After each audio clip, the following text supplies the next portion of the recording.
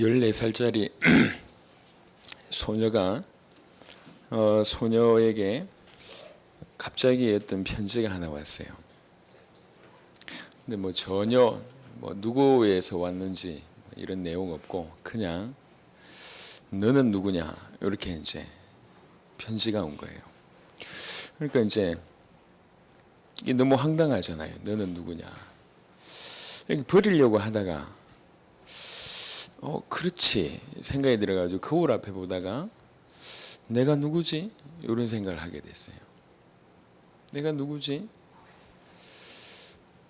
친구는 마음대로 선택할 수 있는데 내 얼굴은 내가 마음껏 선택할 수 없고, 마찬가지로 내가 선택해서 인간이 된 게 아니라 그냥 인간으로 태어났는데 내가 누구지? 인간은 누구지? 이런 생각을 하게 된 거예요. 그 다음날 편지가 또 왔어요. 세상은 어디서 왔는가? 이게 이제 질문이에요. 그 편지를 받아드는 순간 그냥 웃음이 났습니다. 이런 걸 누가 알겠냐? 그러다가 갑자기 또 생각이 바뀐 거예요. 이런 생각도 안 하고 있다는 것 자체가 이상한 거 아닌가? 처음으로. 이게 자꾸 궁금해지는 거예요. 이 두 가지 질문이. 너는 누구냐? 세상은 어디서 왔느냐?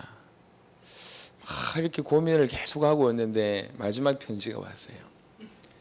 사람에게 있어서 가장 중요한 게 뭔 줄 아냐? 이러면서 장문의 이제 편지가 온 거죠. 배고픈 사람한테 가장 소중한 건 먹을 거고, 추운 사람한테는 따스한 거고, 외로운 사람한테는 벗을 거지만, 이런 것들이 다 충족이 된다 할지언정 뭔가 이렇게 이 해결 안 되는 열렬한 열망이 있지 않냐, 누구든지. 그 열렬한 열망이 뭐냐? 인간은 누구며 왜 살고 있느냐에 대한 질문 아니겠냐. 그러면서 이제 시작되는 것이 책의 내용입니다. 소피의 세계라는 철학책의 내용입니다. 14살짜리 소녀가 이해할 수 있는 수준으로 쭉 쓴 책입니다. 굉장히 책이 두껍죠. 우리나라에서도 번역돼서 나왔는데요. 오랜 철학자들의 질문이었습니다. 비단 철학자들만의 질문이 아니고 인간이 던진 질문을 철학자들이 반영을 했을 뿐이죠. 그러니까 여기에 어떤 답을 내느냐에 따라서 달라집니다. 그러니까 우리 지금 현대사회에 중요한 인간관 몇 가지 영향을 끼치고 있는 인간관이 있는데 그 중에 대표적인 게 진화론적, 다윈이 주장한 진화론적 인간관입니다. 진화됐다는 거예요. 이 말은 무슨 말이냐? 고등의 존재이긴 하지만 결국 동물과 다를 바 없다. 그렇게 얘기하는 겁니다.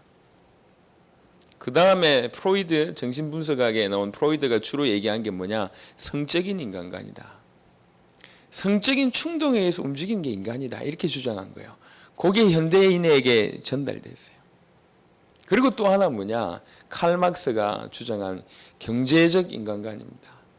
경제적인 이유 때문에 인간은 움직인다. 이렇게 주장한 거예요. 물론 일견 맞는 얘기들입니다. 다 틀린 얘기들은 아니겠죠. 하지만 이런 인간관이 사람들에게 영향을 미치기 시작한 겁니다. 이게요. 그리고 지금 이 사회를 보면 이상하게 엽기적인 돈과 그 다음에 섹스와 그 다음에 이런 육체에 집중해 가지고 살아가는 많은 모습들을 보게 되잖아요. 견딜 수가 없는. 왜 그러냐? 인간은 믿는 대로 살게 돼 있고 믿는 대로 행동하게 돼 있거든요. 인간간에 일이 들어간 거예요. 이게 결국 동물이라는 거지. 인간은 진화론 얘기하는 바가 뭡니까? 동물이라는 얘기예요. 돈이 중요하다. 이게 칼 막스가 주장한 건데 그게 들어갔어요. 정신적인 부분이 중요한데 그게 결국은 성적인 부분이다. 그게 들어갔어요. 저는 설마 장난인 줄 알았는데요. 어제 보니까 미국에서 왜 영화 그 배트맨 시리즈 그 개봉하는 첫날 가족들끼리 막 보는데 갑자기 이렇게 악당 분장을 한 사람이 나와가지고 체류탄을 이렇게 던졌는데 그냥 쇼하는 줄 알았대요. 근데 그게 총을 난사하기 시작한 거예요. 벌써 죽기를 10몇 명 죽고 다치기를 한 60명 다쳤다고 하더라고요. 그러니까 그 관객도 처음에는 그냥 개봉하는 첫날이니까 이게 이제 이렇게 다 쇼인 줄 알았대요. 근데 갑자기 총을 쏘니까요. 알고 보니까 몇 년 전에 어린이 캠프 같은 데에서 아이들도 도왔던 이런 인물입니다. 24살짜리인가 청년인데요. 뭐가 들어갔느냐에 따라서 이런 일이 막 벌어집니다.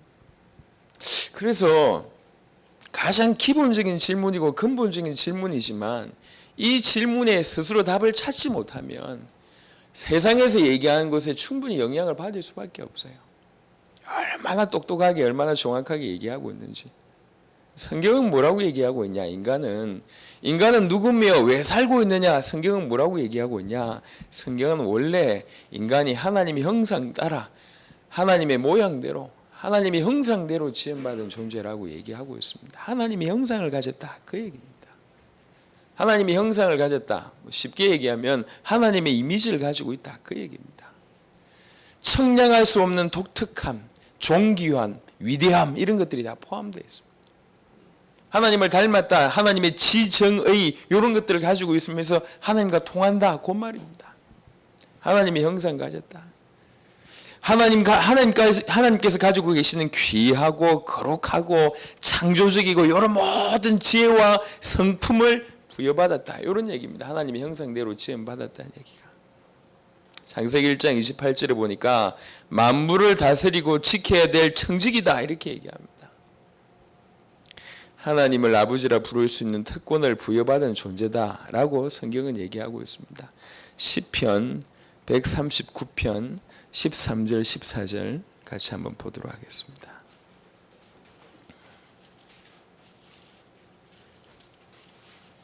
시편 139편 13절 14절 같이 읽겠습니다. 주께서 내 장부를 지으시며 나의 모태에서 나를 조직하셨나이다. 내가 주께 감사하옴은 나를 지으심이 신묘막측하심이라. 주의 행사가 기이함을 내 영혼이 잘 아나이다. 아멘. 신묘막측하다. 나를 지으심이 신묘막측하고 주의 행사가 기이함을 내 영혼이 잘 안다. 이렇게 얘기합니다. 성경이 제가 옛날 성경이라 그런 것 같은데 원래 인간은 어느 정도 존재냐? 하나님 보실 때 또 우리가 스스로 깨달을 때 신묘막측한 그런 존재다. 창세기 2장 7절에 보니까 사람은 원래 흙인데요. 흙인데 이 흙으로 사람을 지으시고 생기를 그 코에 불어넣으시니 사람이 생명이 되니라 이렇게 얘기했습니다. 이 영적 사실을 깨닫지 못하면 항상 우리는 원래 흙이었던 존재이기 때문에 그 정도 수준밖에 생각을 못하는 겁니다. 흙이다. 이게. 생명을 생각하지 못하니까 영적인 존재라는 생각을 하지 못하니까 흙에만 초점을 맞추는 거예요. 우리가 껍데기 뻔하니까요. 거기에 초점을 자꾸 맞추는 겁니다. 그래서 아무것도 아닌 것 같지만 내가 하나님의 형상이다. 하나님의 형상대로 지음을 받았다. 나는 누구이냐? 하나님의 형상대로 지음받은 존재라고 깨닫는 것이 나는 흙이 아니고 생명이구나 깨닫는 그 정도의 수준의 차이입니다. 엄청난 차이가 나는 거죠. 성경은 우리 보고 뭐라고 얘기했냐? 천하보다 귀한 내 인생, 천하보다 귀하다고 얘기하고 있습니다. 근데 하나님의 형상대로 지음받았다라는 이 사실을 알지 못하면 천하보다 천한 인생으로 삽니다. 아이러니죠. 천하보다 귀한 존재가 천하보다 천한 인생을 살아요. 그래서 자꾸 자기를 비하하고 자기를 혐오하고 자기를 불신하고 자기를 모멸하고 자기를 폐쇄하고 자포자기하고 자학하고 어두운 모습들이 계속 나오는 겁니다. 사실 아무것도 아닌 것 같지만 깨닫는 것이 그래서 중요합니다. 시편 8편에 그 시편 기자가 얘기했습니다. 사람이 도대체 뭐냐? 인간이 도대체 뭔데 주께서 이렇게 인간을 사랑하시냐? 도대체 우리가 뭔데, 사람이 도대체 뭔데 하나님이 우리를 아끼시냐? 이 얘기를 고백을 한 내용이 시편 8편입니다. 안 거죠, 인간이 누군지. 원래 인간이 하나님의 형상대로 지음을 받았기 때문에 따라온 것이 복을 주시며 창세기 1장 28절에 그렇게 시작됩니다. 그러니까 지금 받은 복이 이렇다 저렇다 얘기하기 전에 복이 전에 누구냐가 중요한 겁니다. 자녀에게 우리가 모든 걸 주는 건 당연합니다. 뭘 줬느냐가 중요한 게 아니라 걔가 누구냐가 중요한 거 아닙니까? 그렇잖아요. 이 자녀들이 쭉 있는데 자녀들이 필요한 물건을 살 때 자녀들에게 줄 거기 때문에 기분이 좋은 겁니다. 선물을 사고 그 다음에 우연찮게 들렸던 길에 우리 애가 좋아할 것 같은 거 사고 이게 왜 그러냐? 내 자녀이기 때문에. 무슨 선물을 주느냐가 좀 중요한 게 아닙니다. 그 선물을 받는 애가 누구냐가 더 중요한 거죠. 우리가 이런 복을 받았다 저런 복을 받았다가 중요한 게 아니라 그런 복을 받을 수밖에 없는 존재라는 사실, 여기에 대한 깨달음이 더 중요한 겁니다. 원래 인간은 이렇습니다. 우리는 하나님의 형상대로 지음을 받은 존재입니다. 그래서 하나님의 형상대로 지음을 받았기 때문에 하나님이 가지고 계신 최고의 것을 준 겁니다. 1장 28절에 생육하고 번성하고 충만하고 정복하고 다스리는 축복을 주시고, 창세기 2장에 자세하게 나옵니다. 에덴의 축복을 주십니다. 에덴을 만드셔서 모든 내 강의 근원에 만드시고 그걸 경작하게 하시고 지키게 하셨다. 그리고 언약을 주셨습니다. 선악과를 이 열매를 절대로 따먹지 마라. 반드시 죽으리라. 중요한 것은 그런 약속의 내용보다 더 중요한 건 뭐냐면 약속을 하셨다는 게 중요한 겁니다. 하나님과 약속을 한 존재입니다. 언약의 축복을 받은 존재죠. 정복하고 다스리는 그 역할을 아담이 하게 됩니다. 모든 동물들의 이름을 지어주게 되는 거죠.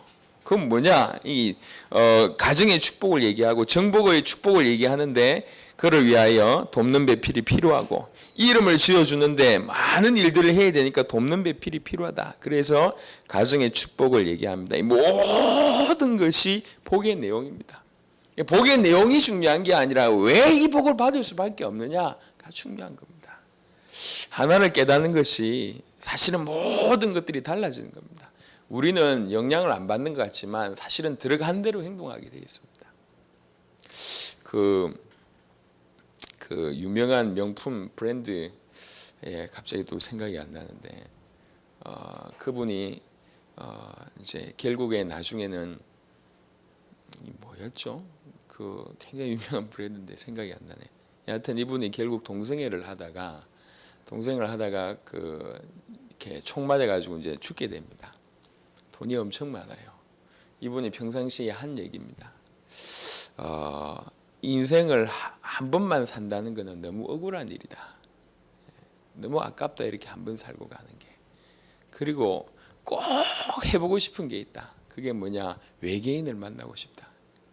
요런 외계인이 정말 있을 것 같아서 그 외계인을 만나는 게 인생의 최고의 소원이다.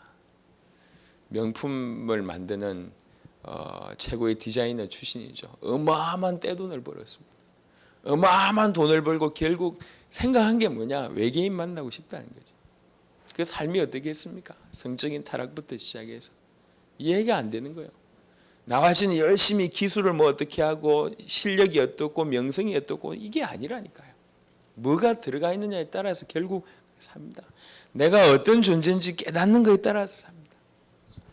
우리가 하나님의 형상이다라는 사실을 정말로 보지 못하면 원래 흙이었던 인간이기 때문에 거기에만 초점을 자꾸 맞추는 거예요. 결국 이런 거라는 얘기지. 셰익스피어가 지은 희극 중에 마음 내키는 대로라는 그 극이 있어요. 7막으로 구성되어 있는데 첫 막은 뭐냐? 유모에 이렇게 안겨가지고 칭얼대는 어린이의 모습이 인생 전체를 그린 겁니다. 그 1막입니다. 2막은 뭐냐? 공부하기 싫은데 막 어쩔 수 없이 학교 간 학생, 이게 2막이요. 3막은 뭐냐? 막 이렇게 좋은 이 사랑하는 여인한테 막 노래 불러주는 연인의 모습이 3막입니다. 4막은 뭐냐? 이게 혈기왕성하고 싸우기를 좋아하고 물불 안 가리는 군인이 이 4막입니다. 5막은 뭐냐? 이게 이제 배도 좀 부르고 그러면서 명예욕에 불타가지고 막 열심히 일하는 재판관이 5막입니다. 이 6막은 뭐냐? 드디어 이제 노인이 된 거예요. 젊을 때 입었던 옷 입으면서 사실은 몸에 맞지도 않는 그 옷을 걸치고 돈주머니 채고 왔다 갔다 하는 게 그 노인의 모습이 6막입니다. 7막은 뭐냐? 이제 더 이상 눈도 안 보이는 거예요. 노망을 하는데 어린애하고 똑같은 수준으로 돌아가는 게 그게 7막입니다. 그리고 끝이 그 막이 내립니다. 끝이라는 거지. 인생 전체를 이렇게 표현했어요. 셰익스피어가. 결국 이런 거 아니냐는 얘기죠. 결국 껍데기 다 비슷하죠. 남들보다 조금 잘 살고 못 살고 이 정도인데 가장 중요한 가치를 놓쳐버리면 결국 흙이라는 얘기거든요. 생명이 됐다, 하나님의 형상이 됐다, 이걸 깨닫지 못하면 결국 흙의 모습입니다. 흙같이 살다가 흙으로 가는 겁니다. 가치 없이 살다가 가치 없게 가는 거거든. 어떻게 발견하고 어떻게 깨닫냐 굉장히 중요합니다. 이게 이런 진짜 자기가 누군지 몰라가지고 방황하는 사람들이 너무너무 많아요. 마약 뮤지컬 이렇게 봤을 때 그 주된 내용이 그겁니다. 그 주인공으로 나오는 애가 우리 이제 박힌식 목사님 교회에 다니는 그 자매인데요. 그 내용이 그런 내용이에요. 잘 나가던 여자애가 직장 여성이 커리어 우먼이 보니까 아주 괜찮은 직장 상사가 있어. 남자들 외국 출신이고 보니까 너무 핸섬하고 그래 짝사랑하다가 결국 그 남자하고 한번 만남을 가지게 됐는데 그 남자가 그날 저녁에 이 술에 약을 타준 거예요. 마약. 그때부터 걸려들기 시작한 거예요. 마약. 본인의 의지와는 무관하게. 그러다가 마약 하니까 뭐 이렇게 절제가 됩니까? 그 남자하고의 관계를 가시다가 결국 아기를 임신하게 됩니다. 임신했다는 소리가 딱 들리니까 아기를 지켜야 되겠다는 생각으로 10개월을 마약을 안 한 거예요. 마약을 안 했는데 태어나고 애를 낳아보니까 이미 이렇게 정상적인 애가 아닌 거라. 애가. 이 무너지죠. 근데 이 남자는 그냥 도망쳐버리고 혼자서 애를 키우는데 절망입니다. 근데 한편으로는 절망인데 또 한편으로 마약하고 싶은 욕구가 너무너무 간절하게 드는 거예요.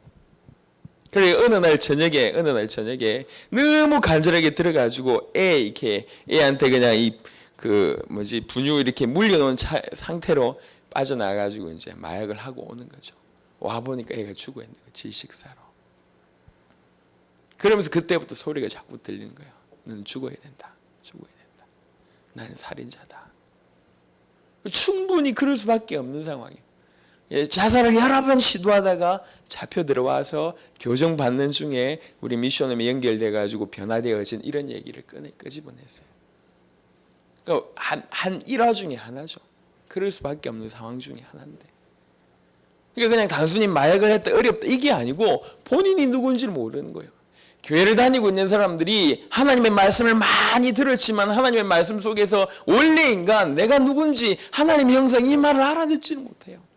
하나님의 형상이란 말을 알아듣지 못하면 흙입니다. 결국 인간은 흙밖에 안 된다는 얘기지. 가치 없는 존재고 가치 없이 살다가 가치 없이 가는 겁니다. 그래서 불신자들은 이 영적인 세계를 알지 못하니까 흙의 존재에 대해서 계속 얘기합니다. 인간 뭐 가치 있냐? 전국시대의 양주라는 사람은 뭐라고 얘기했냐? 100세까지 산다고 치자. 어린애 시절, 노인 시절 빼고 열심히 사는 시절이 50년밖에 안 된다고 우리가 생각할 수 있지 않겠냐. 그때 밥 먹는 시간, 잠자는 시간 빼면 25년밖에 안 된다. 그 25년 중에 걱정하는 시간, 염려하는 시간 다 빼버리면 겨우 고작 10년을 열심히 사는 건데 10년 열심히 살면서도 내 죽어서 내 이름 어떻게 남길까 그런 고민하고 앉아있다. 이게 인생이다. 이렇게 얘기하고 있어요.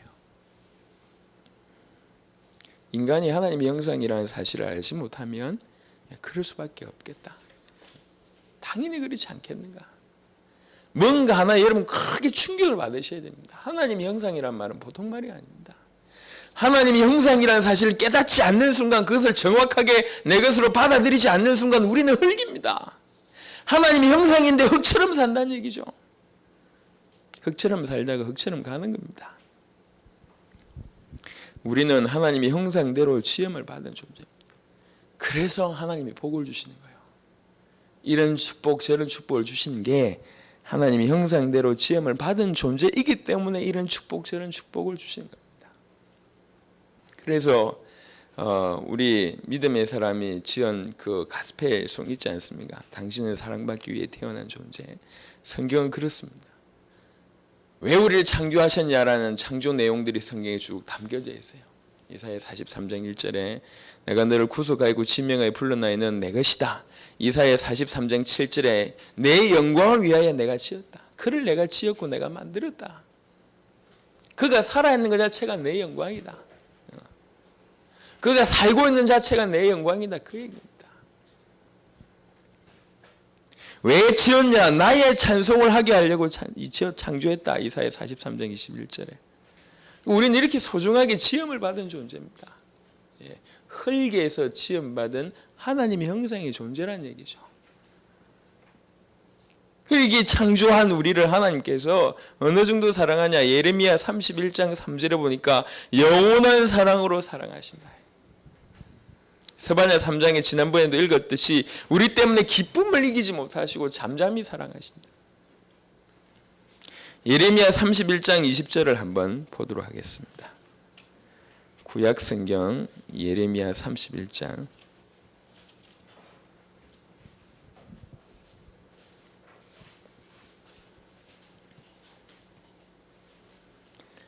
20절.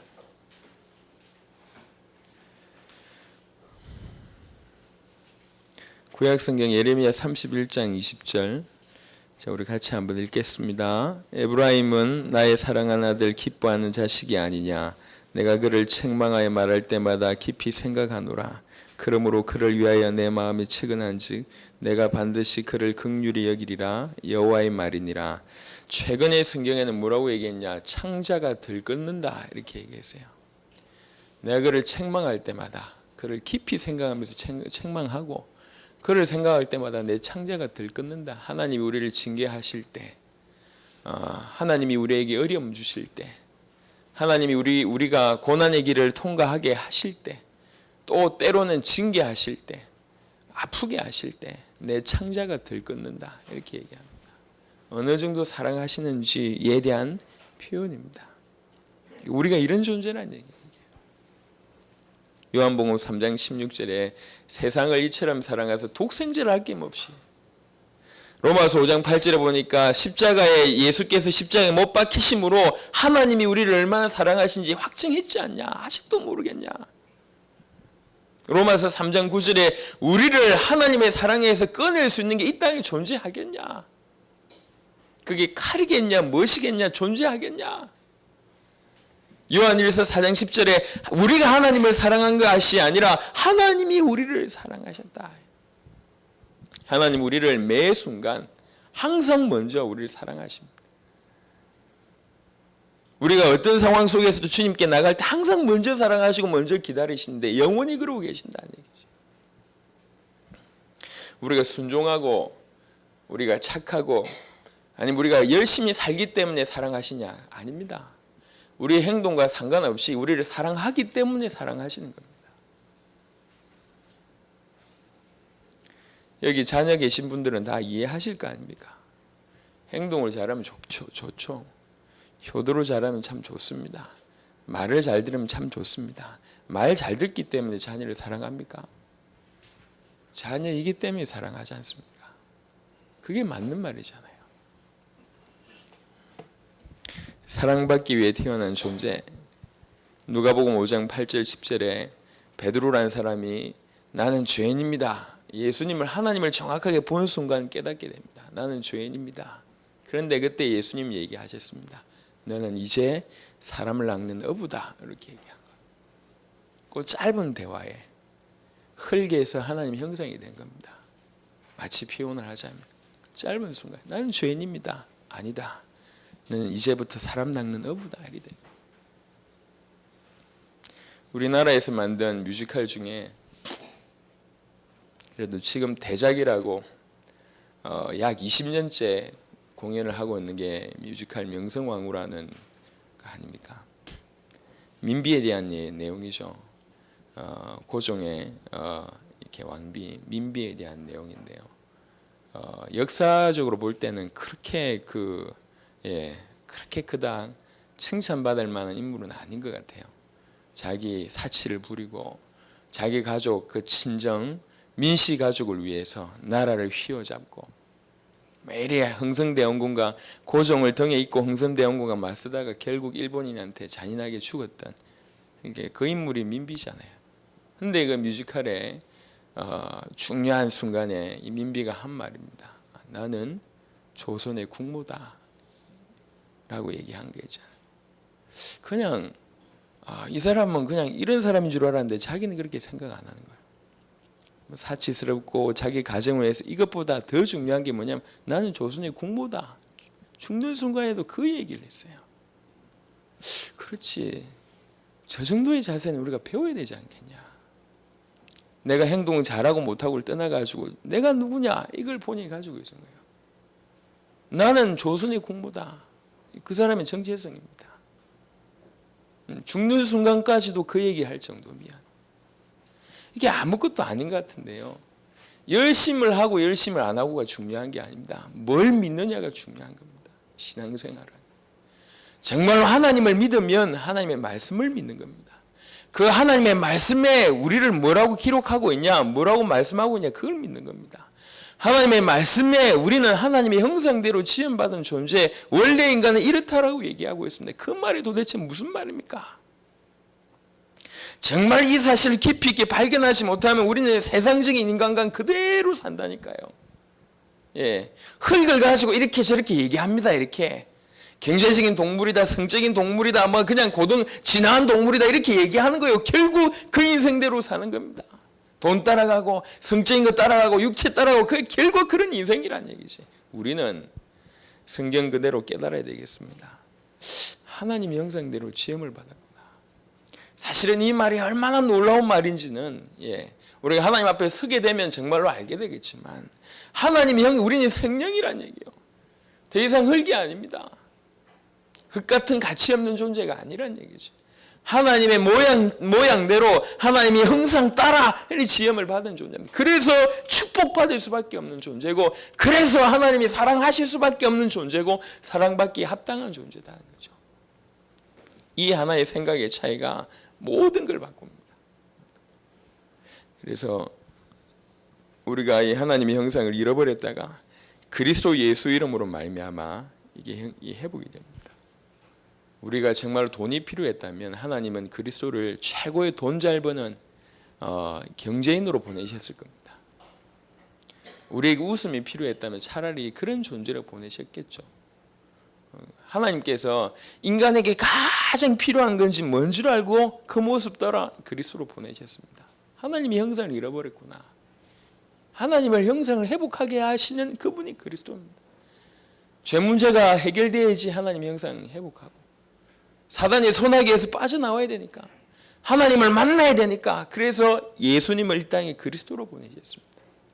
그 그리스도로 말미암아 우리가 뭐가 회복되어졌냐? 가장 근본이 회복된 거예요.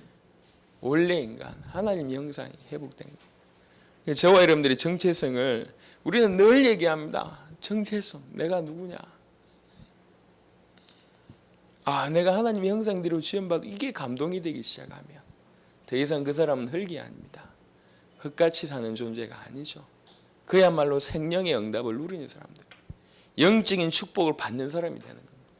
날마다 하나님의 형상을 유지하면서 하나님의 형상의 축복을 누리면서 하나님의 형상이기 때문에 따라오는 축복도 누리고 하나님이 무한히 사랑하시는 존재라는 사실을 정말로 깨닫고 받아들이기 시작합니다.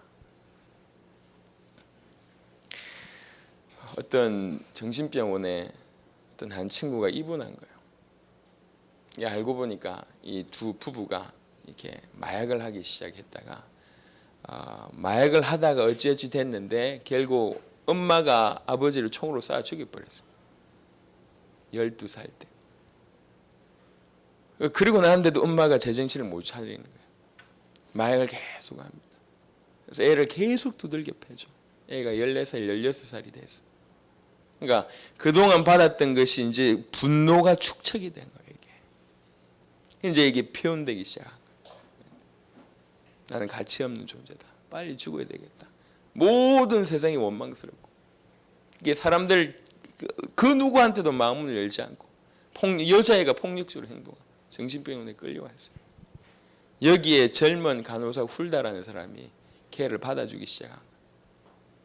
대화를 안 하려고 하니까, 만나기만 하면 두들겨 패니까 여자애가요. 계속 가서 계속 일부러 그 정신병원에 들어가는 거예요. 독방에. 그리고 계속 두들겨 맞으면서 얘기합니다. 너를 사랑한다. 그 말밖에 안 해요. 계속 두들기만 하는데 너를 사랑한다. 내가 너를 사랑한다. 내가 너를 사랑한다. 너는 사랑받을 수 있는 존재다. 실컷 두들겨 맞고 웃으면서 나온 거예요. 그 다음 날 또 가는 겁니다. 너를 사랑한다. 너는 사랑받을 수 있는 존재다. 너는 사랑할 수 있는 존재다. 네가 만난 부모가 세상의 전부가 아니다. 이주를 한결같이 두들겨 맞는 거예요. 그러면서 애가 서서히 바뀌기 시작한 거예요. 너를 사랑한다. 너를 사랑한다. 너를, 그 말이 어느 날 들리기 시작한 거예요. 진짜인가? 진짜로 나를 사랑한다는 말인가? 계속 이런 속에서 갈등이 있으면서 표현은 계속 두들겨 패는 거예요. 2주가 지났을 무렵에 진짜로 나를 사랑합니까? 너를 사랑한다. 이 말에 충격을 받은 거예요. 그 순간 치유되기 시작합니다. 있었던 실화입니다.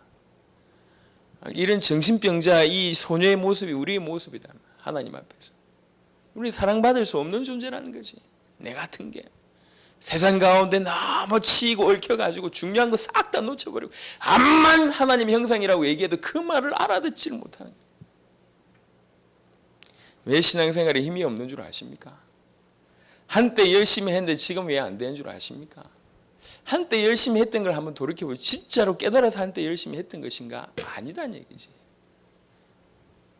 그때의 분위기 아니 그때 아닙니다. 진짜 중요한 발견이 있으면 바뀝니다.